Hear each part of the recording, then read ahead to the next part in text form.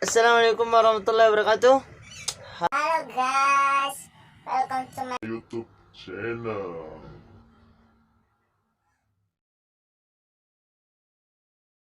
Hai guys, perkenalkan dulu nama saya Sapriyadi dari Fakultas Ilmu Keolahragaan Universitas Negeri Makassar. Nah, saya mengambil jurusan Penjaskesrek. Kali ini saya akan membuat vlog guna untuk melengkapi tugas mata kuliah saya, yaitu PPD, Perkembangan Peserta Didik, yang diberikan oleh Mams Siti Rehan. Pokok pembahasan dan yang akan saya jelaskan kali ini adalah pengertian tugas-tugas perkembangan. Oke guys, sebelum kita masuk ke materi, alangkah baiknya kalian harus mengetahui sedikit tentang perkembangan.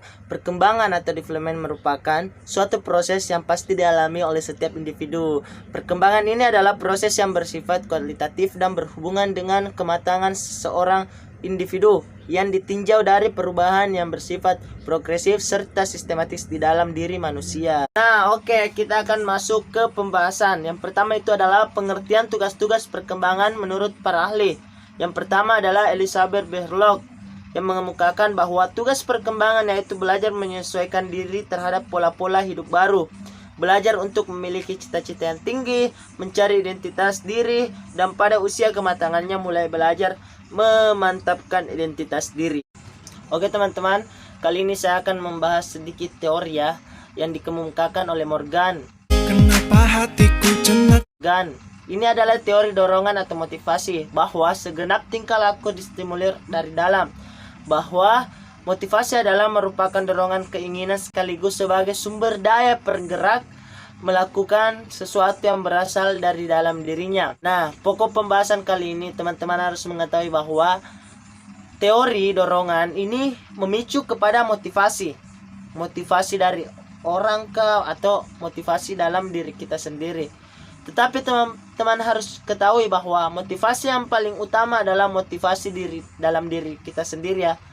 Tidak mungkinlah orang lain terus-terus memberikan kita motivasi, lantas kita sendiri tidak memotivasi diri kita sendiri, mustahil ya teman-teman. Maka motivasi itu perlu dalam diri kita sendiri. Nah, kita ke teori kedua, yaitu teori dinamisme, mengatakan bahwa di dalam organisme yang hidup itu selalu ada usaha yang positif. Ia akan selalu mencari pengalaman-pengalaman baru.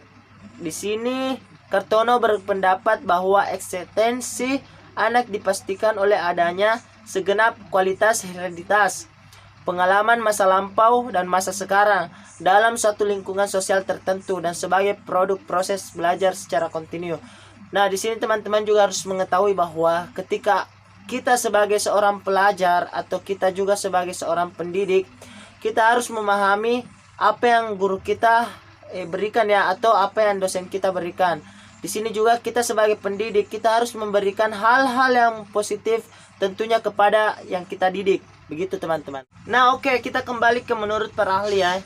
Yang kedua yaitu adalah Fickhurst mengemukakan bahwa perjalanan hidup seseorang ditandai oleh adanya tugas-tugas yang harus dipenuhi. Di sini juga Fickhurst menegaskan bahwa tugas perkembangan adalah tugas-tugas yang harus diselesaikan secara individu pada fase-fase atau periode kehidupan tertentu. Dan apabila berhasil mencapainya, mereka akan berbahagia. Tetapi sebaliknya, apabila mereka gagal, akan kecewa dan dicela orang tua, bahkan masyarakat, dan perkembangan selanjutnya juga akan mengalami kesulitan. Maka teman-teman, jika Anda diberikan tugas, ya selesaikan. Nanti senasib loh apa yang dikatakan oleh Fickhurst.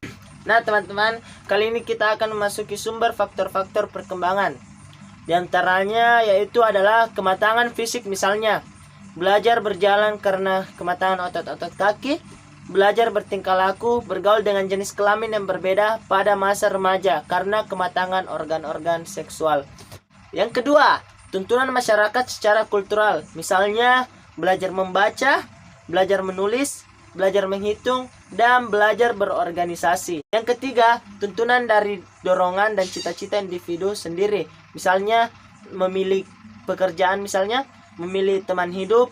Dan yang terakhir, tuntunan norma-norma agama, misalnya taat beribadah kepada Allah Subhanahu wa taala, berbuat baik kepada sesama manusia.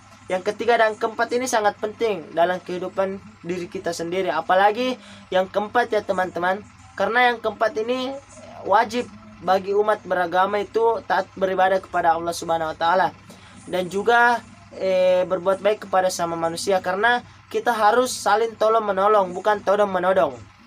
Nah guys, setelah kita memasuki sumber faktor-faktor perkembangan, kita akan berlanjut ke tugas perkembangan pada masa anak-anak, atau di sini lebih tepatnya pada masa bayi dan awal masa kanak-kanak. Di sini ada poin, yaitu poin pertama adalah belajar berjalan, poin kedua belajar makan makanan padat, dan poin ketiga belajar berbicara. Nah, kita berlanjut ke tugas perkembangan pada masa remaja. Di sini hakikat tugas tujuannya adalah belajar melihat kenyataan bahwa anak wanita sebagai anak wanita dan anak pria sebagai anak pria. Berkembang menjadi orang dewasa di antara orang dewasa lainnya. Belajar bekerja sama dengan orang lain untuk mencapai tujuan bersama. Belajar memimpin orang lain tanpa mendominasinya. Nah, setelah kita mengetahui beberapa contoh dari perkembangan masa remaja, kita masuki ke tugas perkembangan pada masa dewasa awal, yaitu mampu menjalin hubungan lebih matang dengan sebaya dan jenis kelamin lainnya, mampu melakukan peran-peran sosial sebagai laki-laki maupun wanita, menerima kondisi jasmani, dan dapat menggunakan secara efektif, memiliki keberdian sendirian emosional dari orang tua dan orang dewasa lainnya. Nah guys, yang tadi adalah dewasa awal ya. Sekarang kita memasuki ke tugas perkembangan pada masa dewasa akhir. Tentu kalau ada awal pasti ada akhirnya. Nah, di sini mencakup memiliki tanggung jawab sosial dan kenegaraan sebagai orang dewasa, mengembangkan dan memelihara standar kehidupan ekonomi, dan membimbing anak dan remaja agar menjadi orang dewasa yang bertanggung jawab dan berbahagia. Nah, setelah kita membahas tadi 4 tugas yang pertama tugas anak-anak, remaja, dewasa awal, dan dewasa akhir, kita menuju ke puncak, yaitu tugas perkembangan pada masa orang tua atau usia lanjut. Check it out. Yang pertama, menyesuaikan diri dengan kondisi fisik dan kesehatan yang semakin menurun. Karena pada saat usia segini atau usia rentan, orang tua lebih cenderung dapat mengalami cedera pada otot-ototnya ataupun tulang yang mulai keropos. Yang poin kedua, menyesuaikan diri dengan situasi pensiun dan penghasilan yang semakin berkurang. Poin ketiga, menjaga kondisi dan kesehatan. Dan poin yang terakhir yaitu tentunya mempersiapkan kematian, karena sebagai orang tua yang sudah berumur lebih rentan mempersiapkan kematiannya. Ya, itu saja. Oke guys, itulah tadi penjelasan saya tentang tugas-tugas perkembangan. Nah, oke. Karena saya telah menjelaskan, mohon disimak dengan baik-baik. Jika ada kekurangan atau ada yang ingin ditanyakan tentang apa yang saya jelaskan, silahkan berkomentar di bawah. Nah guys, mohon maaf jika ada kekurangan dan kelebihan dalam vlog saya ini. Akhir kata, wabillahi taufiq wal hidayah. Wassalamualaikum warahmatullahi wabarakatuh. Guys, udah nonton ini, like dan subscribe ya. Dadah.